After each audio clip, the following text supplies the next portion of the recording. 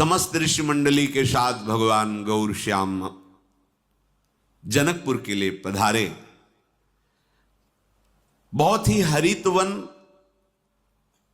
दौड़ दौड़ करके मृग मंडली आती है और भर नेत्र गौर श्याम जोड़ी का दर्शन करती, लखनलाल राम जी।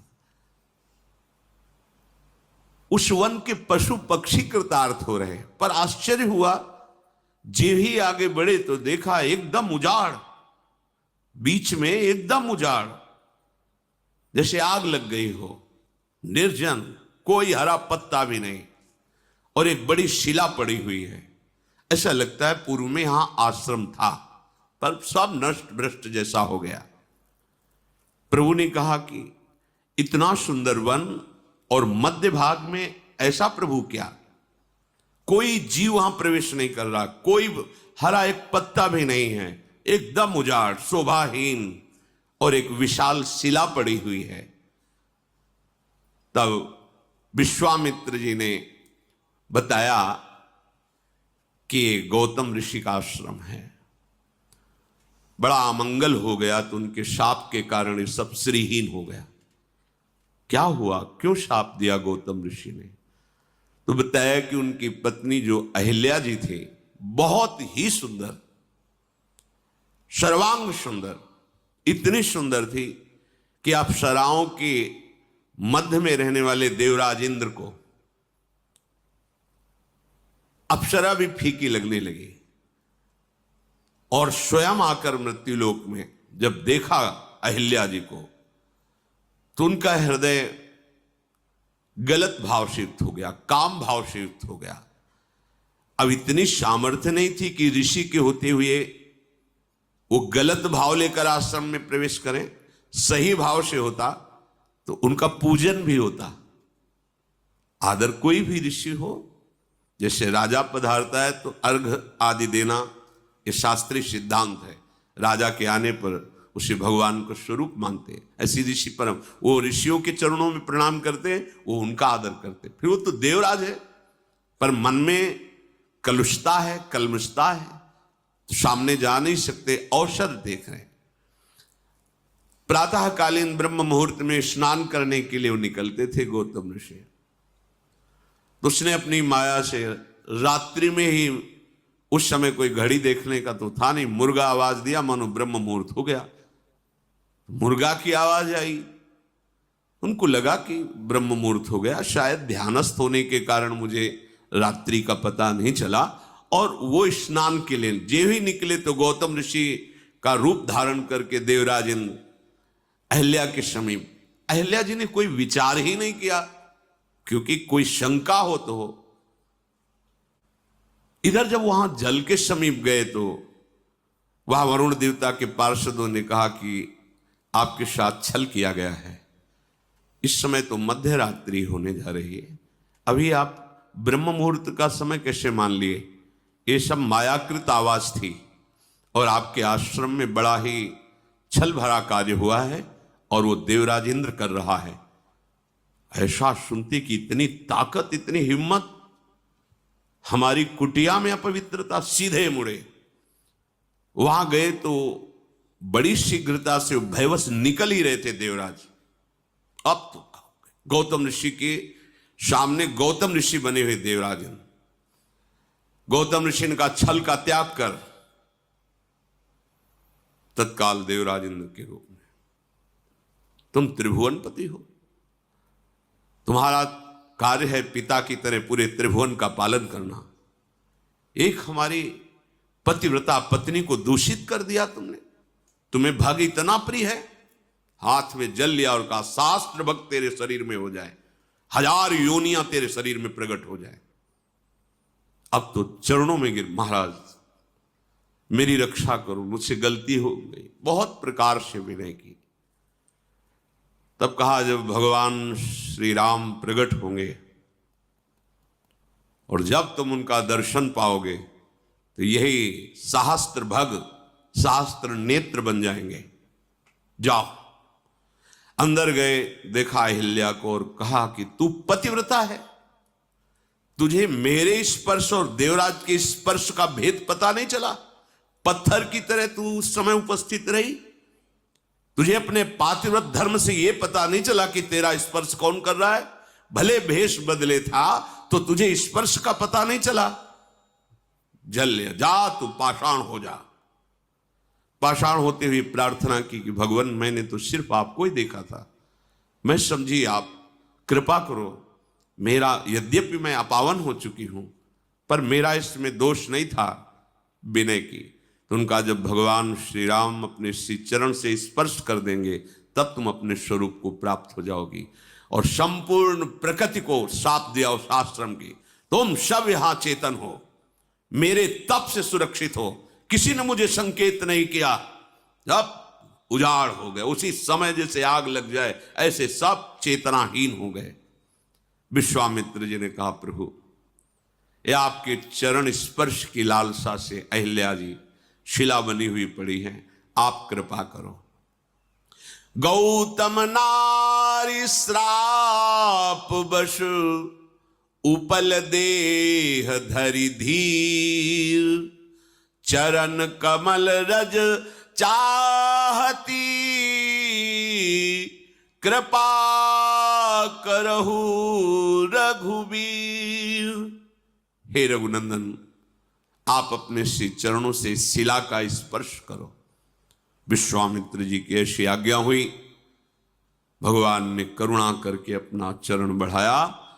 जो ही प्रभु के पावन श्री चरणारविंद का स्पर्श हुआ, वो जो एक शिला पड़े तत्काल दिव्य तेजोमयी रूप धारण किए हुए अहिल्या जी प्रकट हो गए।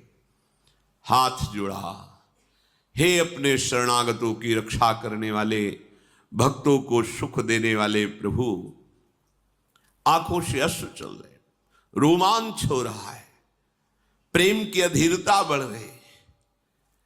आपने अमोघ कृपा की और चरणों में गिर पड़े। प्रभु के बार बार चरण स्पर्श कर रहे। दोनों नेत्रों से जो अश्रु बिंदु हैं, मानो अपने अश्रु बिंदु से अहिल्या प्रभु के चरणों को पखार रहे हैं। फिर धैर्य धारण किया। धीरज मन कीन्हा प्रभु कहूं चीन्हा, रघुपति कृपा भगति पाई। अति निर्मल बानी स्तुति ठानी, ज्ञान गम्य जय रघुराई। मैं नारी अपावन प्रभु जग पावन, रावण रिपु जन सुखदाई। राजीव विलोचन भव भय मोचन, पाहि पाहि सर नहीं आई। धैर्य धारण करके बार बार प्रभु श्री हरि के रूप का पान कर रहे हैं। हे प्रभु आप कृपा करके अविरल भक्ति प्रदान करें। हे ज्ञान से जानने में आने वाले प्रभु आपकी जय हो। यद्यपि मैं अपवित्र हो गई थी, नाथ आपके परम पावन चरणों का स्पर्श करके मैं पावन हो गई। हे जगत को पवित्र करने वाले, भक्तों को सुख देने वाले, जो दूसरों को सदैव रुलाता रहता है, ऐसों को आप दंड देते हैं। हे कमल नयन, हे संसार के भय से छुड़ाने वाले, जन्म मृत्यु से मुक्त करने वाले, मैं आपकी शरण में आई हूं। त्राहि माम त्राहि माम। प्रभु आज मुझे बड़ा सुख मिल रहा है। मेरे प्राणपति मुनि ने जो मुझे शाप दिया, आज मुझे वरदान लग रहा है।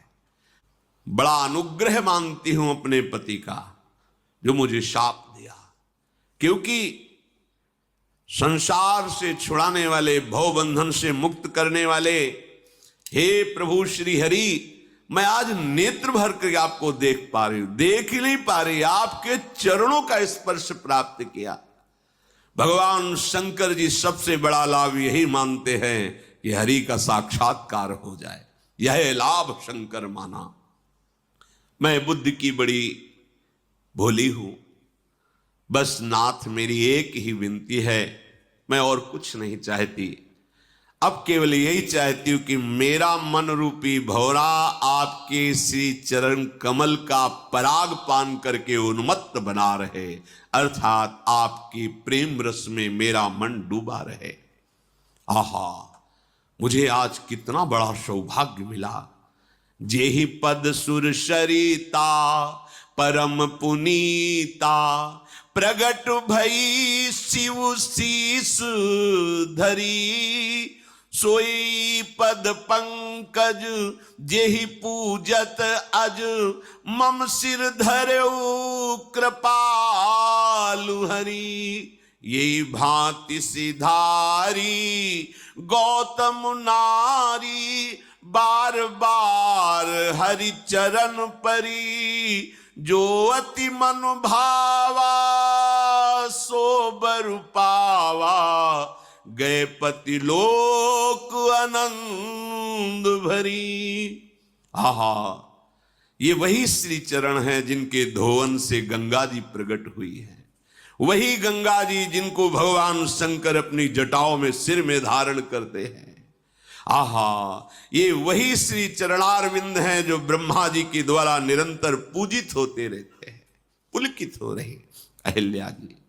हे कृपालु, आज कृपा करके उन्हीं श्री चरणों को आपने मेरे मस्तक पर पधराया। बार बार स्तुति, बार बार प्रणाम करके प्रभु के चरणों को पकड़कर, हे प्रभु, ये मेरा मन सदैव आप में अनुराग भरा रहे। तत्काल विमान आया और विमान पर बैठकर जहां गौतम ऋषि उत्तम लोकों में थे, वहीं अहिल्या जी अपने पति लोक को प्राप्त हुई। सब ऋषि जन विश्वामित्र जी के जो साथ थे बहुत आनंदित हुए और प्रभु के स्वभाव को देख रहे हैं। अस प्रभु दीन बंधु हरि, कारण रहित दयाल। तुलसीदास सठ तेहि भजू, छाड़ी कपट जंजाल। कैसे हमारे प्रभु दीन बंधु हैं, दयालु हैं, अकारण दया करते हैं। कोई कारण नहीं दया का, अकारण हित करने वाले, दया करने वाले। ऐ मन, सठता का त्याग कर, कपट मत कर। इस कपटी माया के जंजाल का त्याग करके तू एक बार प्रभु का भजन कर ले, फिर देख कैसे निहाल हो जाता है।